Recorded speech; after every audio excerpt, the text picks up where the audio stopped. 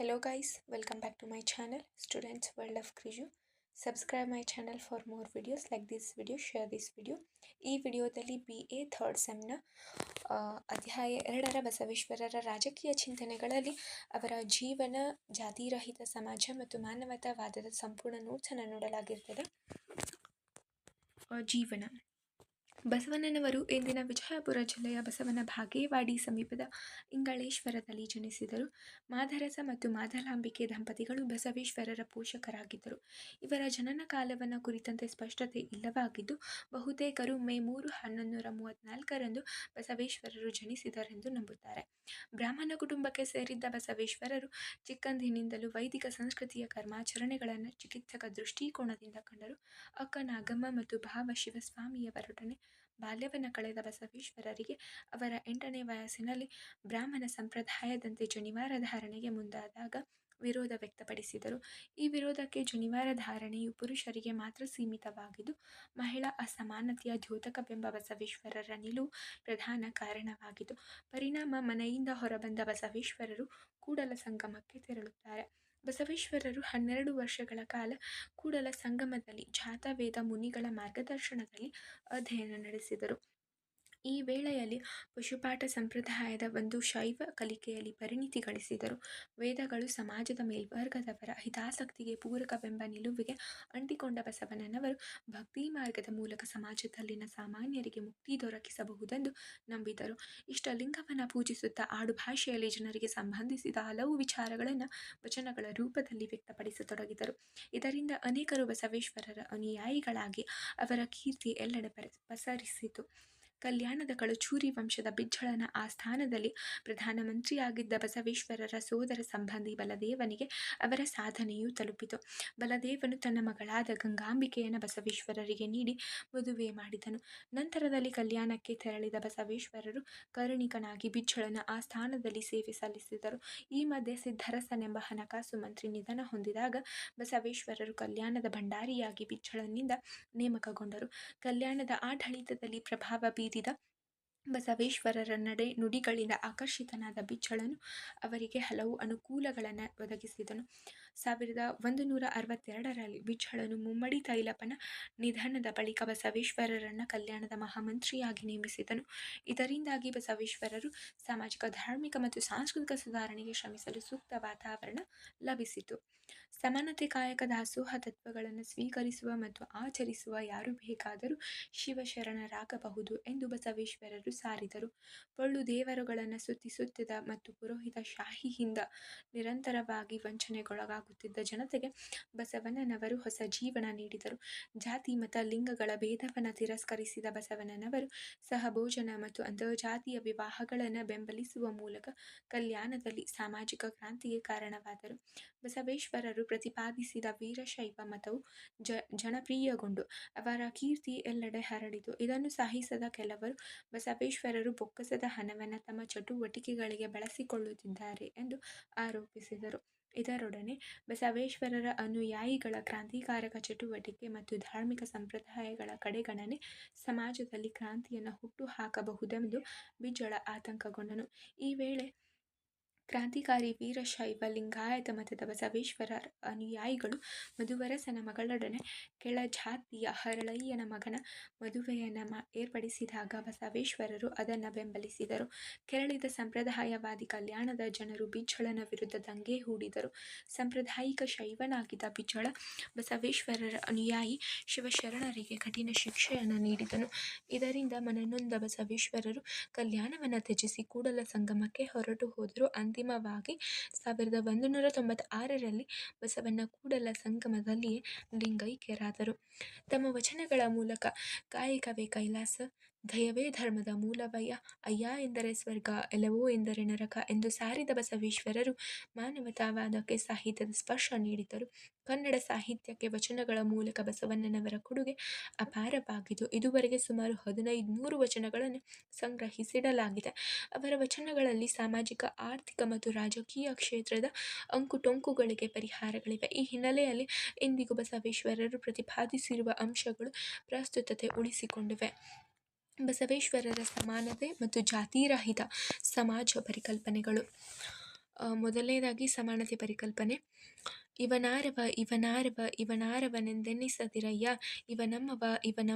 ಇವನಮ್ಮವನೆಂದೆನಿಸಯ್ಯ, ಮಹಾಮನೆಯ ಕೂಡಲ ಸಂಗಮ ದೇವ ನಿಮ್ಮ ಮಗನೆಂದೆನಿಸಯ್ಯ ಎನ್ನುವ ಮೂಲಕ ಸಮಾಜದಲ್ಲಿನ ವಿವಿಧ ವರ್ಗದ ಜನರನ್ನು ಸಮಾನವಾಗಿ ಕಾಣಲು ಬಸವೇಶ್ವರರು ಒತ್ತಾಯಿಸಿದರು.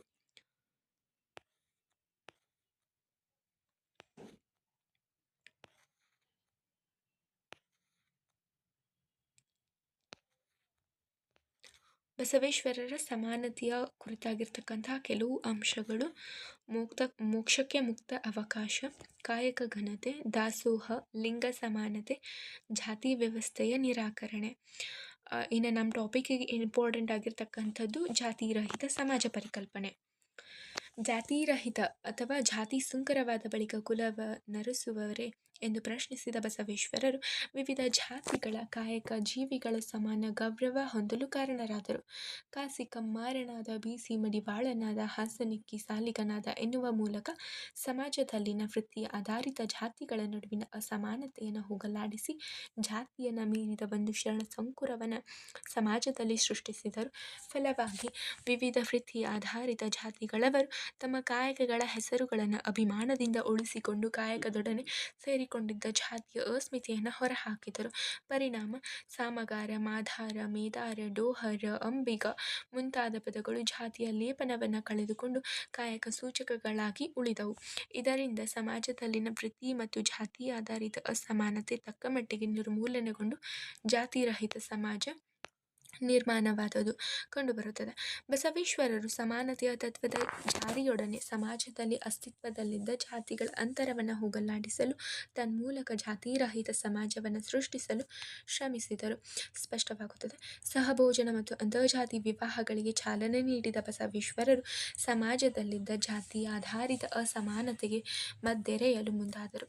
ಜನರ ನಡುವೆ ಅನಗತ್ಯ ಅಂತರಕ್ಕೆ ಕಾರಣವಾಗಿದ್ದ ಕಚ್ಚಾಹಾರ, ಪಕ್ಕಾಹಾರ, ಜಾತಿಯೊಳಗಿನ ವಿವಾಹಗಳು ನಿರ್ಮೂಲನೆಗೊಂಡರೆ ಮಾತ್ರ ಜಾತಿರಹಿತ ಸಮಾಜ ರಚನೆಗೊಂಡು ಮಾನವರ ನಡುವಿನ ಅಸಮಾನತೆ ಸಹಜವಾಗಿ ನಾಶವಾಗುವುದೆಂದು ಅವರು ಭಾವಿಸಿದ್ದರು. ಈ ಹಿನ್ನೆಲೆಯಲ್ಲಿ ಕ್ರಾಂತಿಕಾರಕ ಸಹಭೋಜನ ಮತ್ತು ಅಂತರ್ಜಾತೀಯ ವಿವಾಹಗಳನ್ನು ಬೆಂಬಲಿಸಿ ಸಂಪ್ರದಾಯಗಳ ಕೋಪಕ್ಕೆ ಬಸವೇಶ್ವರರು ಗುರಿಯಾದರು.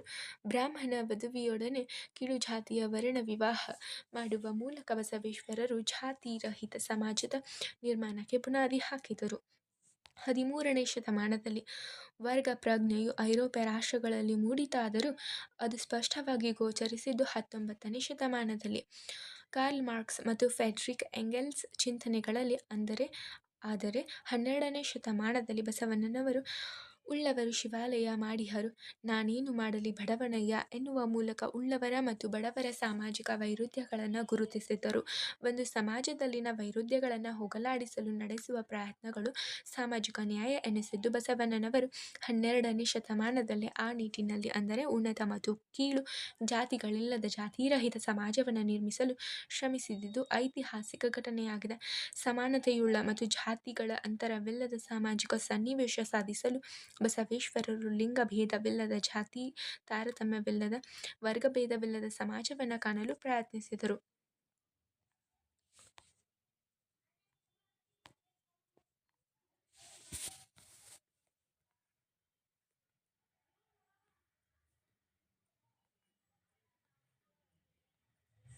ಬಸವೇಶ್ವರರ ಮಾನವತಾವಾದ.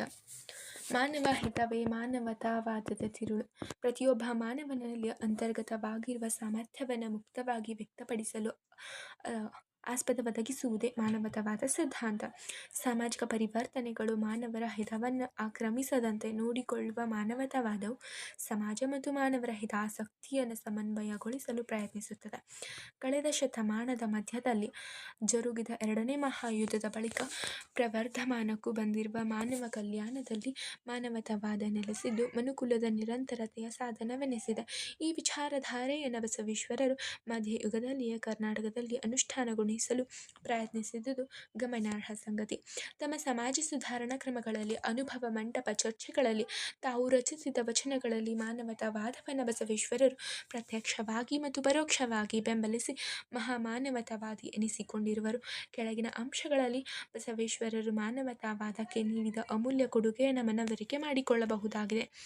ದಯೆಗೆ ಮಹತ್ವ. ಯಾವುದೇ ಜೀವಿಯ ಜೀವಿಸುವ ಹಕ್ಕನ್ನು ನಿರಾಕರಿಸದಂತೆ ಸೂಚಿಸುವ ಮೂಲಕ ಬಸವೇಶ್ವರರು ಸಹಜೀವ ಮಾನವರನ್ನು ಗೌರವಿಸಲು ತಮ್ಮ ಅನುಯಾಯಿಗಳನ್ನು ಆಗ್ರಹಿಸಿದರು.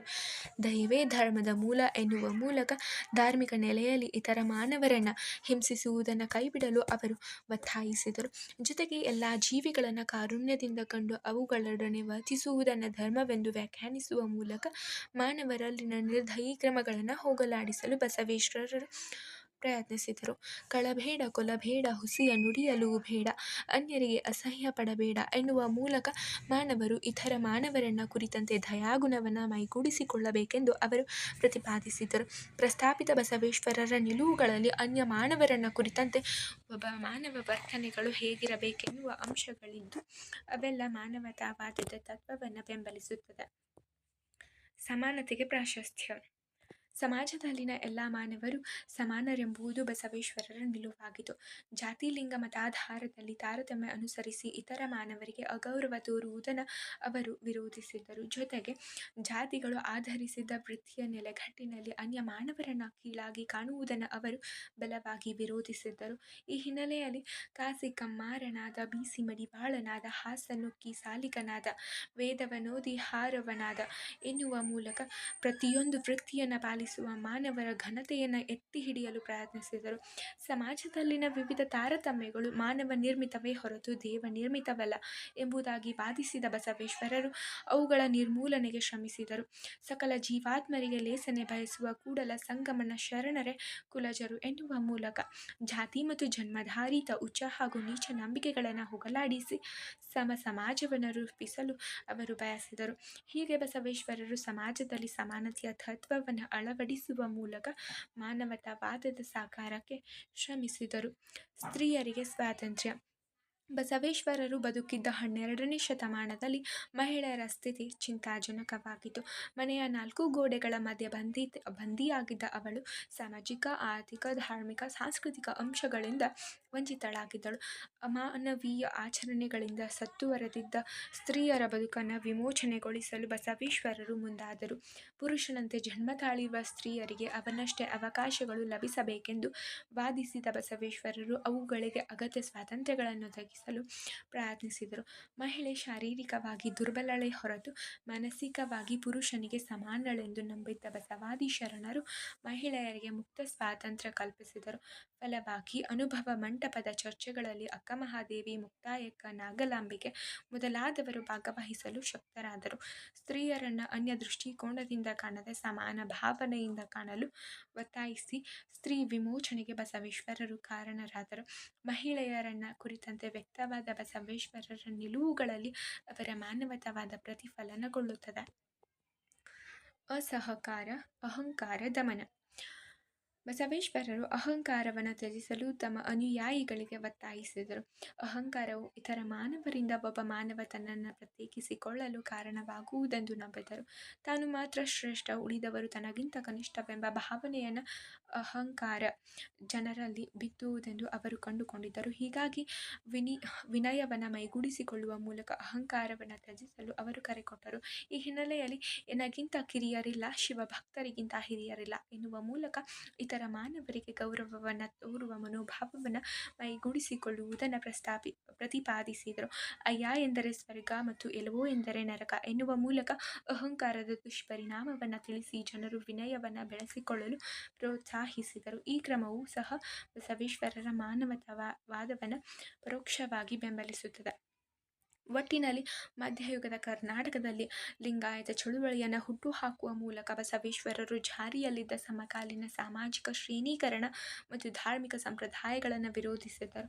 ತಮ್ಮ ಸಾಮಾಜಿಕ ಸುಧಾರಣೆ ಮತ್ತು ವಚನ ಸಾಹಿತ್ಯದಲ್ಲಿ ಸಮಾನತೆ, ವ್ಯಕ್ತಿ ಗೌರವ, ಜಾತಿಗಳ ಖಂಡನೆ, ಲಿಂಗಾಧಾರಿತ ತಾರತಮ್ಯಗಳನ್ನು ವಿರೋಧಿಸುವ ಮೂಲಕ ಬಸವೇಶ್ವರರು ರಾಜಕೀಯ ಚಿಂತನೆಗೆ ಅಗತ್ಯ ತತ್ವಗಳನ್ನು ಕಾಣಿಕೆಯಾಗಿ ನೀಡಿರುವರು. ಅವರ ರಾಜಕೀಯ ತತ್ವಶಾಸ್ತ್ರವು ಇಂದಿಗೂ ಪ್ರಸ್ತುತತೆ ಹೊಂದಿರುವುದು ಗಮನಾರ್ಹ. ಗಮನಾರ್ಹ ಸಂಗತಿ.